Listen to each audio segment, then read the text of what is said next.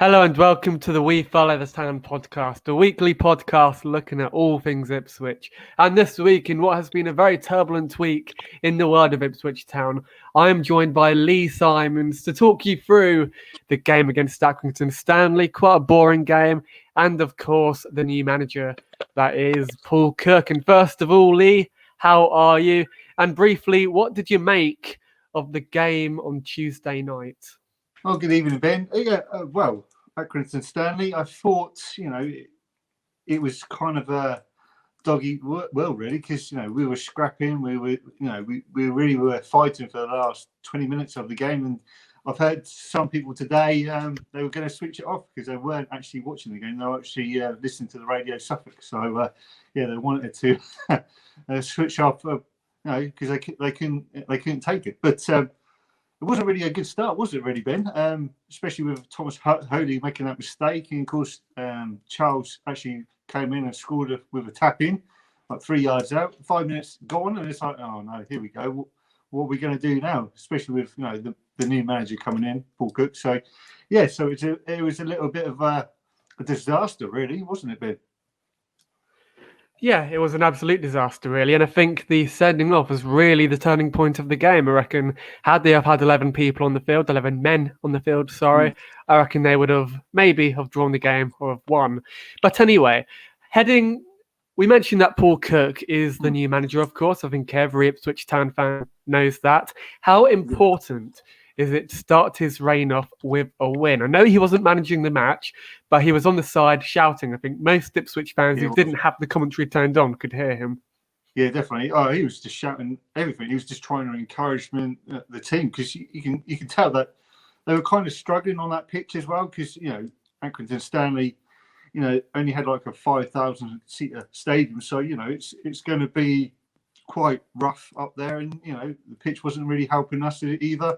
But defending, I thought Insala and Wilson had a good game. Of course, Wilson scored the equaliser from a free kick as well, and then of course James Norwood, she really had a hat trick really in the game.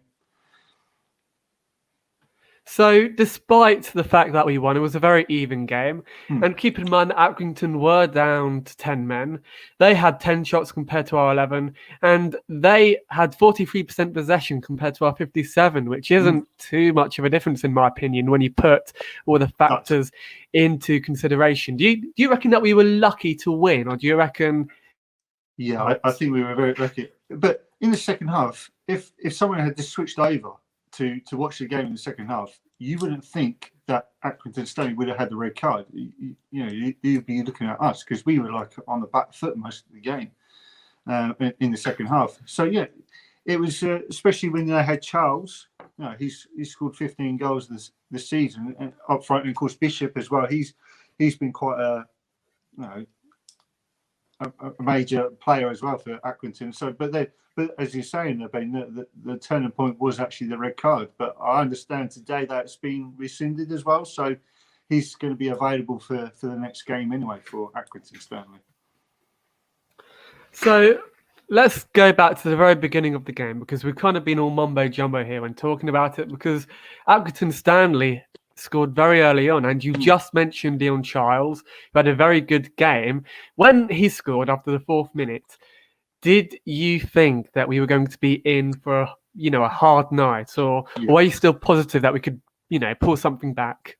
Yeah, definitely, because we haven't actually won at Accrington. We've played 4 games. We've won 2 at home, and of course lost 2 away. So it's going to be one of those days, isn't it? You think, with the new manager on the sidelines, it's going to happen, isn't it? So, when you go 1-0 down to Accrington, it's going to happen, isn't it? So, but we fear for the worst.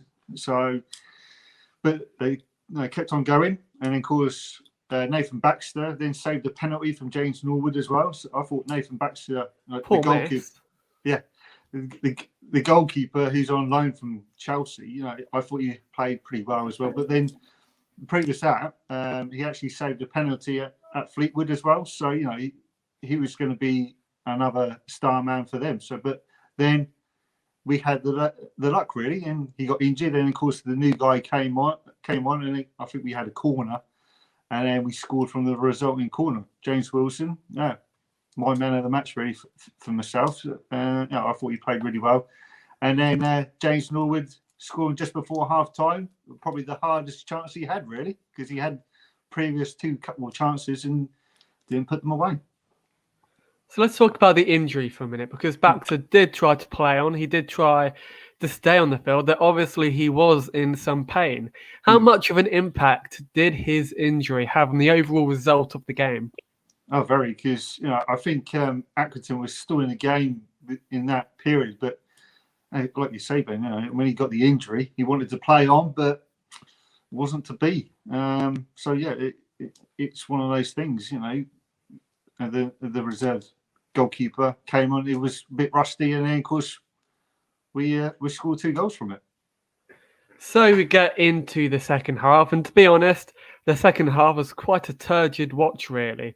Accrington Stanley, they did try to threaten us, but ultimately we had our backs to the walls, and I think a few Ipswich fans were quite nervous that we were going to concede. So the second half, is there anything really to sum up from it, or should we just move on? Because it wasn't the greatest 45 minutes of football to watch. It was very hard. It was, like I say, back to the wall, Ben.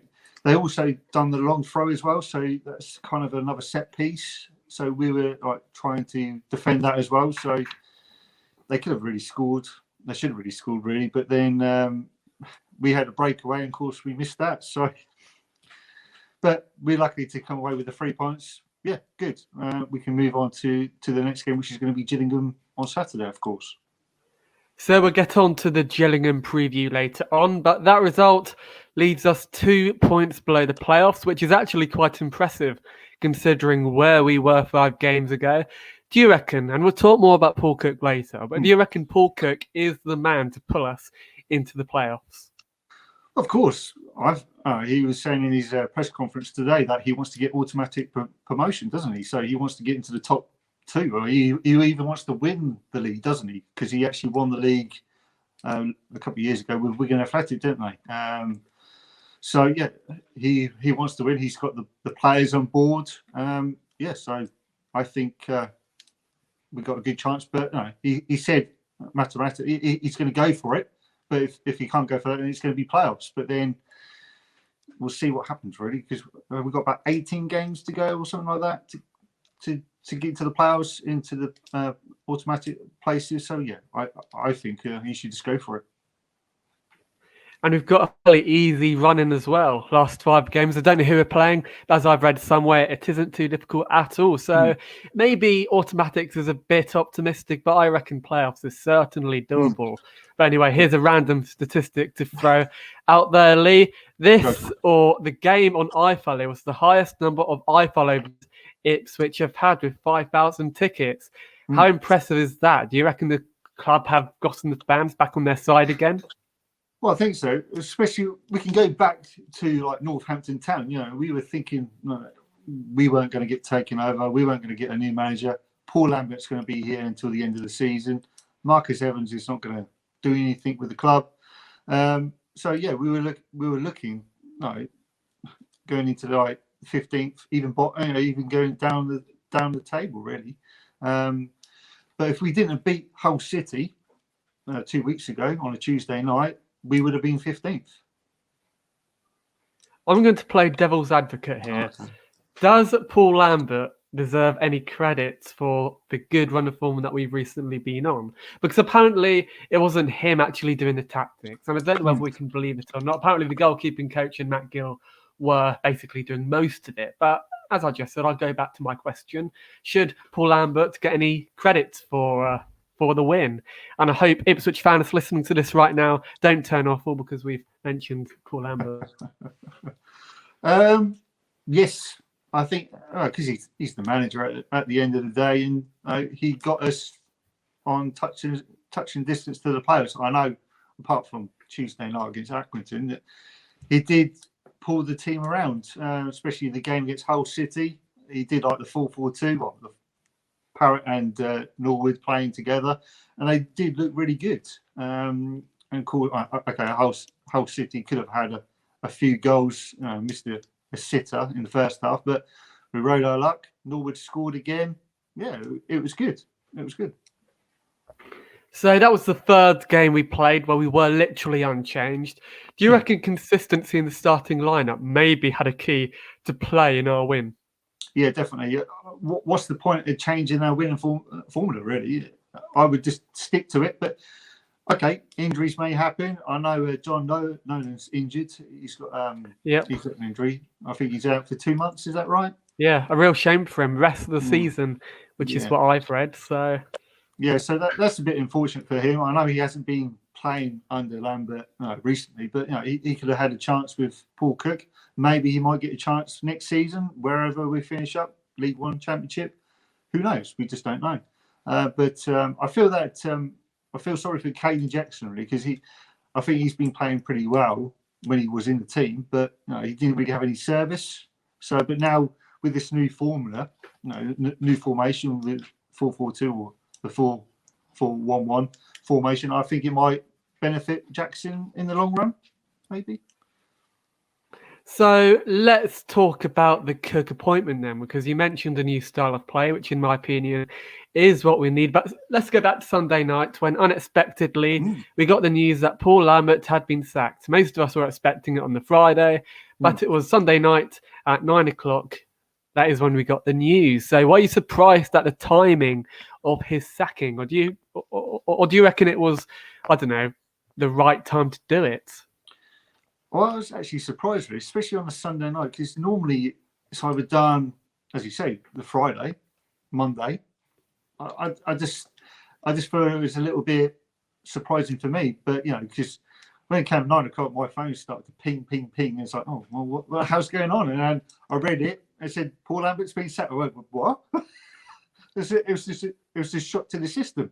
But I think that's what it was on the cards, wasn't it, really?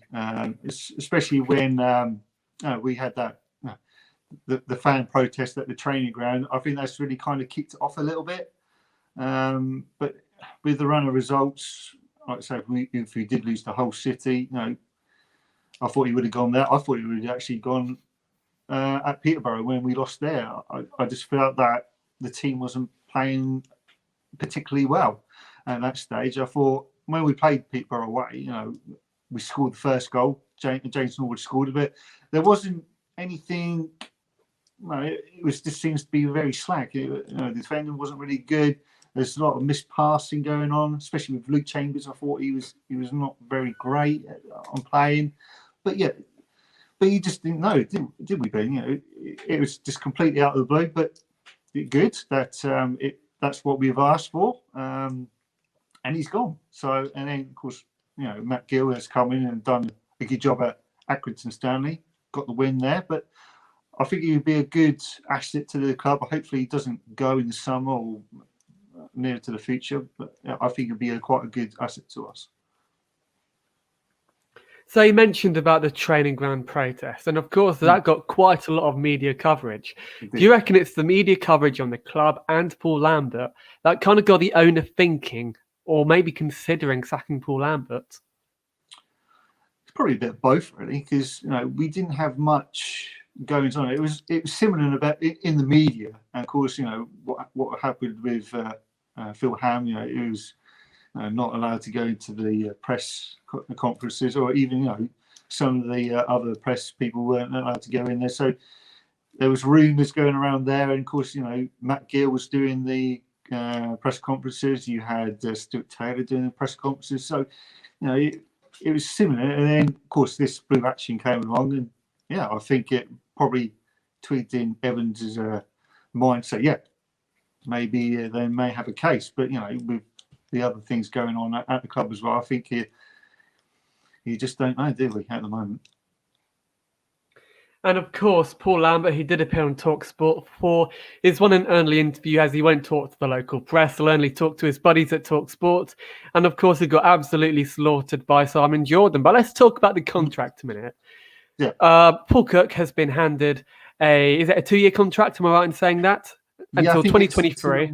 July 2023, yeah. So until July 2023. Do you reckon Marcus has learned from his mistake last time around, when he gave Paul Lambert, I know it was literally halfway through the season, but when he gave Paul Lambert a 5-year contract, do you reckon he's learned from his mistake not to give a contract that is too long, just in case anything goes wrong?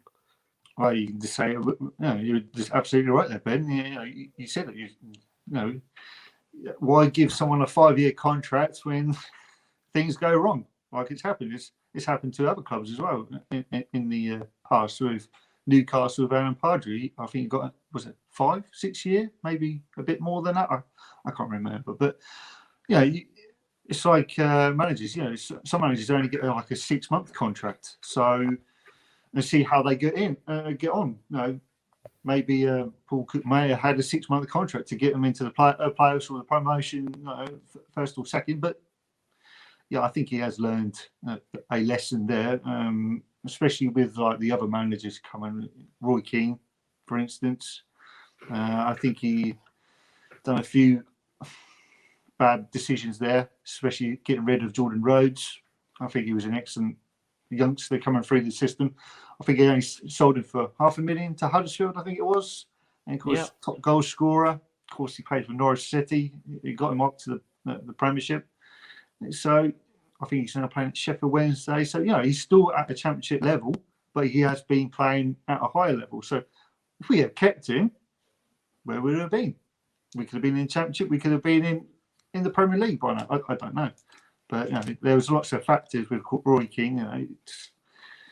He gave him money, didn't really work out. So, and then Paul Gill, same kind of thing as well. Mick McCarthy, he had probably next to nothing really for Mick McCarthy, but he did especially well during the playoff season. Yeah, he done really well. Unfortunately, we didn't get through to the playoffs. Of course, that's another story.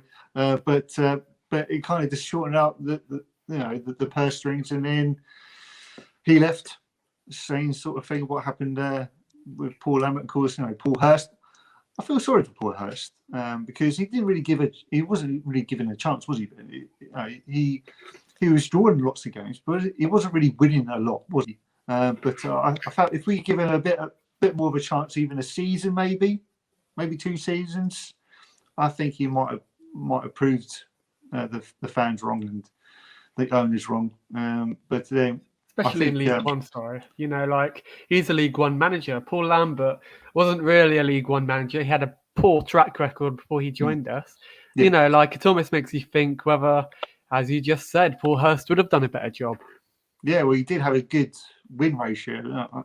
I think Paul Lambert had over 113 games for us and only had a 32% win ratio. So, but Paul Hurst had a better win ratio when he was here. So, I don't really know. I feel that I think Paul Hurst was. I don't think he was fairly given a chance here. But that's the end. This is now we've got now Paul Cook, who's a born winner. He's won the Division 2 title with Portsmouth. He's won the Division 1 title with Wigan Athletic. So why not? So let's talk about Paul Cook a minute. And of course, we have quite a few players out of contract. I can't name all of them from the top of my head, but I know that James Wilson is out of contract. Alan Judge, am I right in saying that? Yeah. I think I am. I think he's got. I think we should keep him on for an extra year, see how we get on. He's played well so far, hasn't he? And even James Wilson, because he's been injured for quite a long while, he's proved himself when he's come back into the team with Inciala as well. Inciala wasn't particularly great at the start of the season. Kept on making mistakes, like the Doncaster game away. Gave away a penalty. That's just one example. But we lost 4-1 in that game. But there's plenty of players there who can do it for Ipswich Town, and of course for Paul Cook. So let's talk about Inciala a minute, because you just mentioned Inciala, and there's an argument going around at the moment to whether he is good enough, should we get promoted under Paul Cook, to play in the Championship. So keeping on that topic, do you reckon the squad that we have at the moment is good enough to, stay in the Championship should we get promoted? Should Paul Cook get his wishes? maybe mid-table, maybe. I don't think we'll get promotion or anything for the following season if it's in the Championship. But Isiala, I'm not really sure. I think he needs to be a bit more tested in the Championship because he hasn't been really tested. Okay, he's made mistakes. Everyone makes mistakes, but in League One, I don't think he should be making mistakes in League One. Especially at a club like us. We are fighting for promotion. If he was in Sunderland or someone like that, he might be out the door. I don't know, but I do feel sorry for the young players. I know we've got quite a lot of young loanees at the moment, but if we can keep hold of some of them, maybe, or even use the academy guys as well. We've got some good academy guys coming through as well. So why not? We just try them. Exactly, and you're spot on. And of course, Paul Cook would love promotion, that is his aim for this season. Do you reckon he's being too ambitious, or do you reckon promotion, especially being how big Club Ipswich is the right thing to maybe, I don't know, have ambitions for this season? We need ambition, don't we? We as fans, we don't want a new manager to come and say, "Yeah, we're going to be finishing mid-table." That's not what we want to hear, is it? But, you want your manager to come and say, "Right, we're going to get promotion." Okay, we've got 18 games to go. It's going to be a hard ride, but we've got the players. I think we've got the largest squad in the first division. I think we've got 35 players compared to Gillingham. Yeah. I think they've only got 23, 24 players. So we've got the players. Why not? Why not have a bit of boost for the club? You saw at Accrington with the 5,000 people watching the stream. That's incredible, really, for us. I know we can't go to the game, but we could have filled the whole stadium up. So just by us. But so I feel that it's the right thing to do with Paul Cook.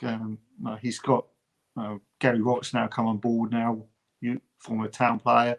He's got Kieran Dyer, the under-23 manager, in there. So still got Matt Gill, but I feel that we can do something here, even if it's in the playoffs. You got to think playoffs, and then promotion, because I think Hull City, they've played 3 games more than us. So who knows? Doncaster played the same amount of games, but we're only 2 points off them. Sunderland. They've still got a game. They played more than us. So it's just one of those things. When I feel Paul Cook's come in and he's lifted the whole club, even the supporters. So that's how I feel.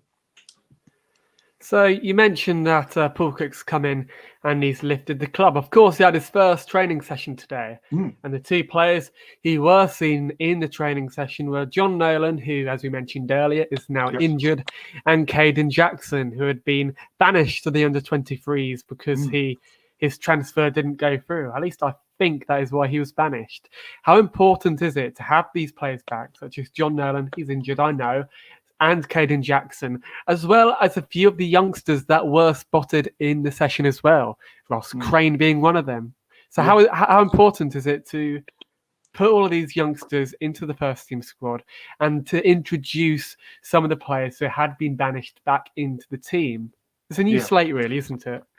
Yeah, it is, basically, because they had them all huddled against round each other with Paul Cook in the middle, talking, giving probably, a pep talk about Saturday's game. Everyone's going to be involved. So I feel that that's the way to go. You want these experienced players playing for your team. You want them in your squad, especially when even like Freddie Sears, players like that. Andre Dizelle, they need those players. Bishop as well. I feel like Andre Dizelle. I felt he was a little bit lost at Accrington because I felt that he could have been more on the ball, like it was earlier in the season. I feel that he wasn't really zipping the ball about. He was getting the ball. There was loads of space because of the 10 men, but didn't see anyone. So with those experienced players, if even Luke Chambers, even James Wilson, that's a good start. That's a really good sign. So Andre Dizelle, of course, he's had a mixed career at Ipswich. He's had some very, very good games. And of course, he's had some games where he's gone missing, and of course he is known to pick up the odd red card. Do you reckon it's time for Paul Cook maybe to build the team around Andre Dazelle? Because of course he's a very talented youngster, wanted by QPR, previously Tottenham and Liverpool. So yeah, that's what I just said. Is it time for him to build a team around Andre Dazelle? Well, he's got to really have a back spine, hasn't he? Really, it's not always about one player. It's all about that spine right down the middle. So the goalkeeper, I don't know if it's going to be Thomas Hurley.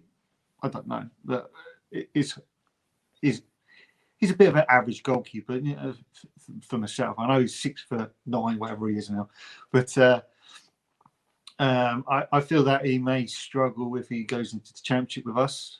He's a bit too slow to get down, isn't he? Like he hasn't got the athleticism that maybe some of the top goalies in the championship have, or even League One. Yeah, I just feel a little bit, you know, let's say I find it a bit wary, you know, especially with the defence, because the defence they were quite strong against Accrington. You know, they kept to the same team, but there's always going to be a mistake. So if it's the keeper, it's going to be a goal, isn't it? Like it happened at Accrington. You know, when a mistake happened, goal 1-0 to their own time. But you know, I feel that he needs a spine. He needs to find out what players he's going to keep. I know there's a couple of contracts up. So yeah, even Luke James is up, Stephen Walder's up. So I personally can't see them staying at the club as a playing role. Maybe, I don't know, coaching or defending role. I don't know for them, but I don't think if we do get into the championship, Ben, I don't think Chambers can handle the pace, especially with a young, pacey striker or even a winger, like what's happened in the League One as well, with especially at Peterborough. You know, Clark Harris. So he caused them all sorts of problems and made lots of mistakes. Well, Jephcott, when we played Plymouth, you know, he caused the defenders quite a few problems, didn't he? Yeah, he's another good player. You know, that's the player who I think, want for our team. You know, we've got to look at these players, especially in League One or even League Two. You know, because you got players at Cambridge, Colchester as well. You know, just looking down there, even lower down the leagues. In the non-league side, you know, you got Needham Market that they're coming through because you got Kevin Hullock, the manager there. So you know, you've got a couple of decent players up there. But you know. But to go with your question, Ben, Andre Dazelle, I don't think it'll be. It can be yes, it can be no. But you know, I feel it's got to be that backbone of the team. So it's not going to be the one player. It's just going to be the backbone. So briefly, before we get on to the new consortium, and of course what Evan said in the media this week, who would you keep at the club in regards to the players that are out of contract, and who would you let go? Oof.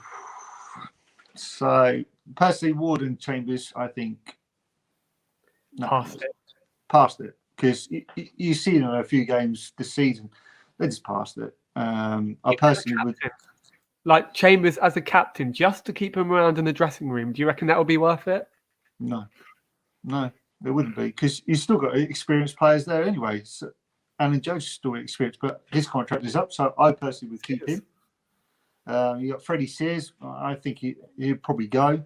Personally, I think he'll go to Colchester or Cambridge, especially if they get into League One, especially Cambridge, because I think they're top at the moment and flying high. So I think Sears will go, but they should keep their youngsters in the setup. So yeah, there's a few players that I'll keep, some players I'll just get rid of, and there's some maybes as well, aren't there?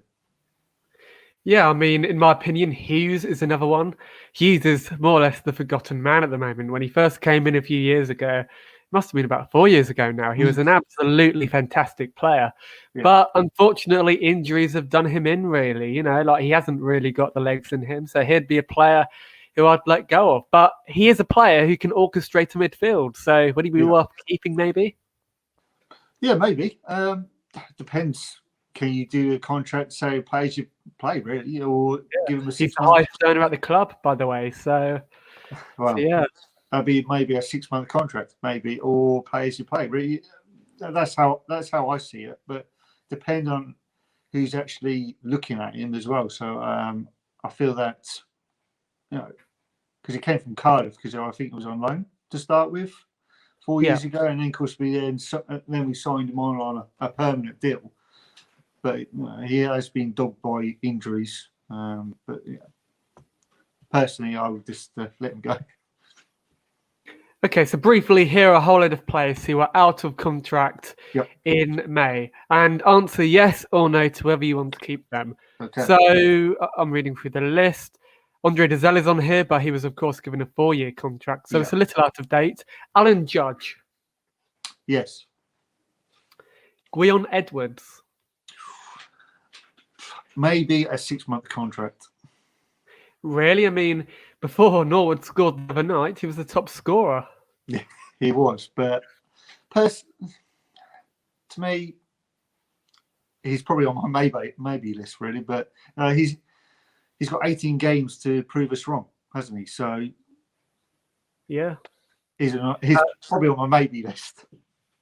So Teddy Bishop as well, because Teddy Bishop, don't forget, Bishop isn't a youngster anymore. No. He'll be 25 real soon. So would you keep him? Yes, actually, I would. Yeah. Caden Jackson, if they do let Jackson's contract run down, he will be up to Huddersfield. I would keep him. Stephen Ward, who we just mentioned, and Luke Chambers, you already said no, didn't you? Mm-hmm. Tate Wensiala, he's an interesting one. I'll probably keep him. Here's another interesting one. Sorry to interrupt you. Tristan Nydam, he's only recently just come back from injury. What do you reckon about him? Could he maybe start or have a place in the starting lineup soon? And is he worth keeping? I think so, because we really need a left back, don't we? Really, because Stephen Ward out of it, so off he goes. But I feel that we need someone like him because he can play in 2 positions, can't he? He can play at left back, he can play in the centre midfield. So if any like Andre Dezelle, Bishop gets injured, Flynn Downs gets injured, so he's a utility player. He can play at different positions. So I'll keep him definitely. And finally, we also have another player after this, but Cole Scouse. 34 years old. He hasn't really played at all this season. I don't know whether he's played at all, has he? I don't think so. But he was actually going on to do some coaching, wasn't he? So I feel that he may be a good addition to the coaching side of it. Not on the first team. I feel like he can help Kieran Dyer out and do the under-23s. I would keep him on a coaching badge. I feel that he can stay in a coaching role. And finally, Aaron Dreinen, who, in my opinion, and don't quote me on this, but I don't reckon he's very good at all. I reckon he's been quite poor so far this season. He's, of course, out of contract. Yeah. Would you keep him? No. He's 22 as well, so he isn't young. No, he hasn't really featured at all, really. When I was playing in Lambert, he was just playing like himself up front because he was switching with Jackson quite a lot. So he hasn't really had a chance in the team I run against. But when he comes on, it's been rubbish, absolutely rubbish. Especially when he had that chance at Accrington right in the last minute. Square it. But tried to take it around the goalkeeper and missed it. I don't even know what type of player he is, to be fair, because he obviously isn't a target man. Daryl Murphy, in my opinion, was kind of a target man. He could play that role. But with Dreinen, I can't even tell what kind of player he is, and that is kind of telling about his ability in League One. He's obviously a good player, but in League One. Yeah, I feel like he's more of a cam player, really, where Troy Parrott's playing at the moment. I don't think he's like the top man to take us to the Premiership, Championship. Personally, I think he's a number 10 player, but personally, nah. Off you go. So let's talk about the new owner a minute because we haven't actually spoken about it yet. No. First of all, Paul Lambert came out into the press, and on Twitter, I called this a moment of calamitous PR. Marcus Evans basically denied that there was anything going on at the club and said that if the right offer came, he would accept it, but the club aren't looking to sell. Is that more or less what he said? Do you reckon I've summed that up correctly? Yeah, that's right then. But we didn't really find anything this out until a couple of weeks ago, really, isn't it? It just come about on Twitter, social media. So, and everyone's ears pricked up, thinking, "Oh, okay, this could be quite good here." We've got this American, businessman and takeover. It's like, oh, this could be quite good for us. This could be a chance to get rid of Evans and rid of Lambert straight away. But over the last day or so, it's been quite quiet, hasn't it? Yeah. So, in a way, is it a done deal? Maybe. I think it could be because Marcus Evans is kind of not saying much. Even Leigh O'Neill, when he said about not changing the magic, giving them time to think about bringing in the new man, when, of course, this American takeover have actually said, we want Paul Cook in charge. He's going to be in charge. What happened the next day? Paul Cook's in charge. So, yeah, he's done. The guy's done a pretty good job in America with the team in the MLS. No, I know they're not in the MLS at the moment. I think they're one step below. I think they are, but building a brand new stadium, new complex. Didier Drogba playing for them in his last. He's outing. Now. So yes, I think he's got some shares in the club as well. Didier Drogba. Yeah, he has. Yeah.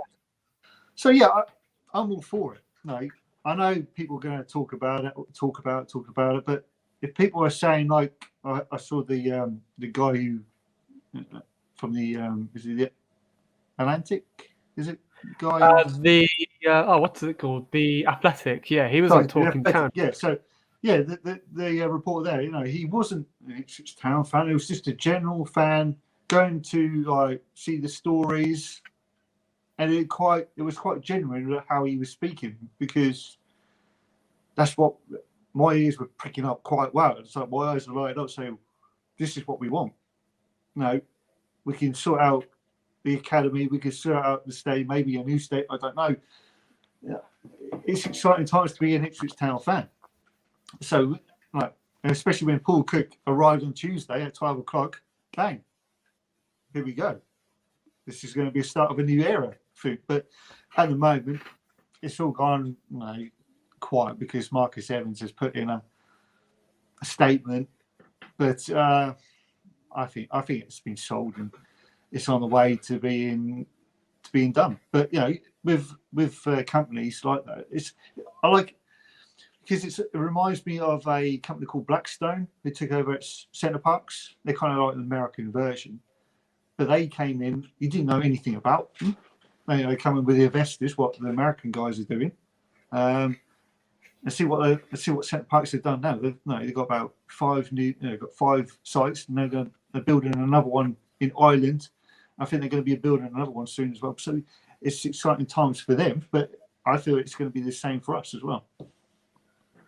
So, of course, the guy from The Athletic, he appeared on another Ipswich Town podcast, Talking Town, and he immediately made Evans almost look like a hypocrite, really, by saying that he did have an undisclosure agreement and that everything he said was basically not true. How damaging is it to have a journalist who isn't even related to the club, has nothing to do with the club, to come out and to even say that about your own owner?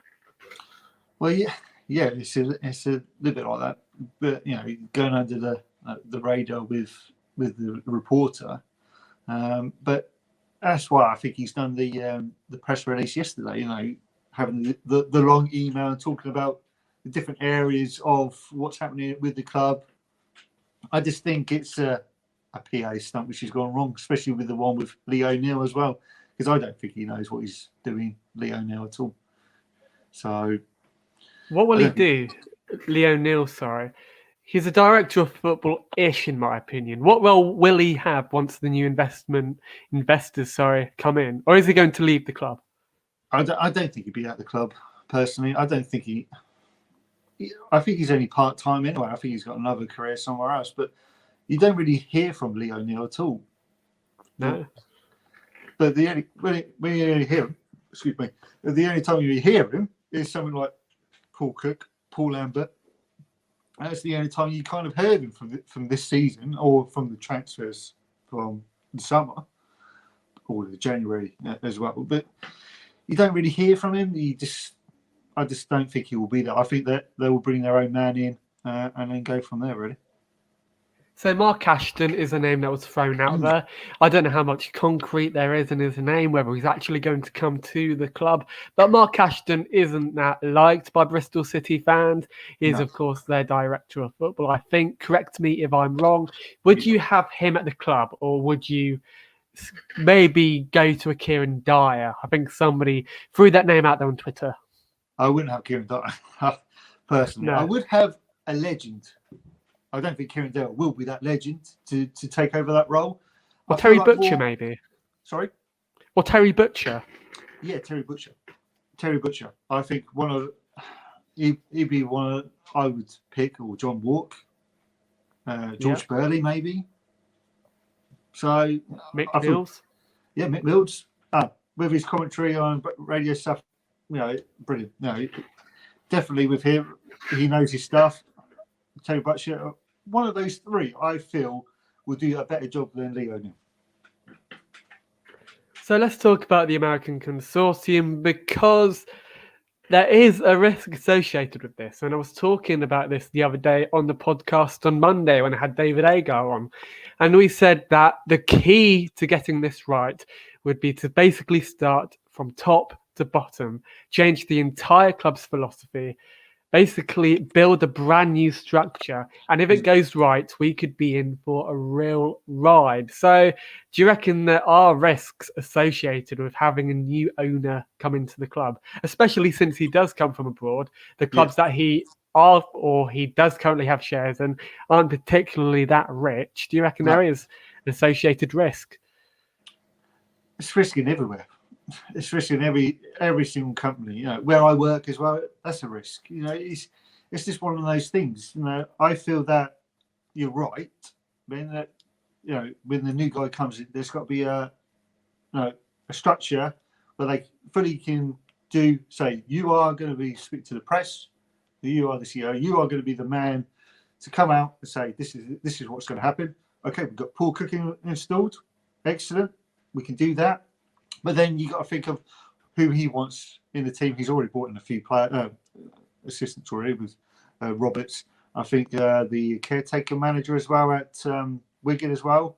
He may come as well because he was his assistant. So I feel that he will come in the summer, especially with the Wigan role. I think because he's only a caretaker manager there at the moment.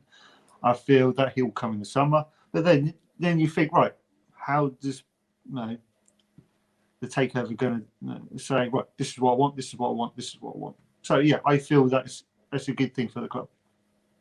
And we are also, they are also trying to buy, the training ground, Playford Road. Do you reckon that is a good investment? Is it good news that finally we own our own training ground? Because it was originally leased by the council. Yeah, it was. Especially I've visited the training ground. It's had a few, minor facilities adjustments. When I was there, it's probably had some adjustments now, but I feel that it's a good way of doing it. Especially there was talk of having dorms in there as well, so all the young players can just be in one bubble. So that's a good idea. Instead of tossing them out to Cambridge, Newmarket, Ipswich, and surrounding areas. I think if you just have them in one place, I think that's a good idea. Even build from there. But they might find a new training ground for us. I don't know. It's exciting times for us, really. But I feel that the training ground is a good thing. But I know we don't own Portman Road either, do we? I think is that leased by the council? Yeah, owned by the council. Yeah, so I don't know because of course they've had lots of building work at the North Stand back in 2000, I think it was, with the South Stand to start with, the North Stand as well. So bringing up to 30,000. So yeah, it's a good stadium, but if we can own it, you never know. You might find different areas in that ground being revamped because it does need a kind of a revamp in the surrounding area. Maybe the car parking might go, but I don't know. They might find something else. You've still got the train station next to it. You've got the bus station, and you've got other car parking facilities next to it as well. So I think it's all going to be in the right direction. So let's talk about our next game. We played Gillingham, who are 14th in the table. They've been on a mixed run of form lately. They won last time out against MK Dons. So in the game before that, on Saturday the 27th, they drew actually, to Portsmouth. Do you reckon this is a game which we should be winning? Oh yeah, I've already said my prediction is going to be 3-1 to Town because we need to win these games because they're 14th, we're 7th. They've played 32 games. They've won 13, drawn 5, and lost 14 games. As you were saying, MK Dons, they beat them 3-2, drew with Portsmouth. They lost to AFC Wimbledon, won against Bristol Rovers, and of course they lost to Peterborough United 3-1. I feel we've already played them twice this season already, and we won both. Once in the EFL Trophy, or the Papa John Trophy, whatever it's called, we won 2-0. And then we beat them at home in October as well. So, but that's a late goal by Teddy Bishop. So we've already beaten them twice. So third time lucky should be quite easy. But we need to kind of watch out for a few players as well. They will probably play the same formation as Paul Cook. Have one up front. You're going to have the 3 across the middle, 2 defensive midfielders, and of course the back 4. But you're going to be watching out for players with Stuart O'Keefe, who used to play for Cardiff. Yeah, Jordan Graham. So he's in the ranks. You got Graham as well, who is their top goal scorer with 9, and they've had his top assist as well with 6. But they also play the same game as Accrington with the long throw. So Marshall, who's the right back, he will do the long throw. So it's going to be kind of like another free kick or corner to defend. So it's going to be very difficult. They're quite a tall team as well. So, you got Marshall, you've got Robbie Cundy, who's on loan from Bristol City. So he's going to be quite good. He's already played 30 games. His counterpart, Jack Tucker, has been in the youth team. He's played over 30 games as well for the club. You've got some good players coming through. Even you've got Ollie Lee, who's on loan from Hearts. Yeah, former Luton player. Yes, so he's going to be probably going to be in the attacking formation. I don't know who's going to start up front. You've got the Dominic Samuel, who used to play for Blackburn, so he could play. You've got Graham, but he's more of a winger. You've also got Thomas O'Connor, who's on loan from Southampton. So yeah, it's going to be a tough game, but it's a game that we need to go there and win. Exactly, and should we win this game, we could be, fingers crossed, in the playoffs, which would be the perfect way to start Paul Cook's reign at Ipswich Town. Yeah. Anyway, it's time to wrap up. Just a few notes before we finish the show. Sometime next week, we will be holding a competition. You will be in for a chance to win a copy of Football Manager. More details about that will come out on Twitter. You can follow us on Twitter at WeFollowTheTown. And I just want to thank you, Lee, for joining me on the show. Hopefully you'll be back soon, maybe next week, who knows. No worries. But is there anything, I don't really know how to finish this. Hopefully I'll edit this in the edit. So thank you very much and goodbye. Thanks, Ben. Thanks for having me.